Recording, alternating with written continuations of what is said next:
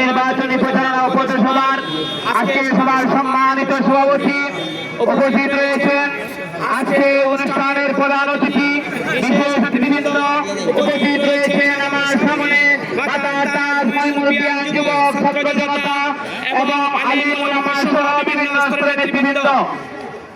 আমি আজকে শুধু আমাদের আজকের প্রধান অতিথিকে একটি বিষয়ে দৃষ্টি আকর্ষণ করে আমি আমার বক্তব্য শেষ করব।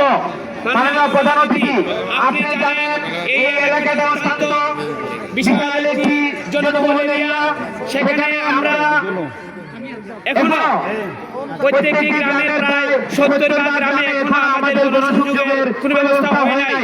আমরা শুধু আমাদের স্টেজ মঞ্চ শুধু সাজিয়ে আমরা যদি আমাদের গ্রামকে আমাদের গ্রামের ভোটারদের সাথে যদি আমাদের সম্পর্ক ঘনিষ্ঠ না করতে পারে আমাদের জন্য একটা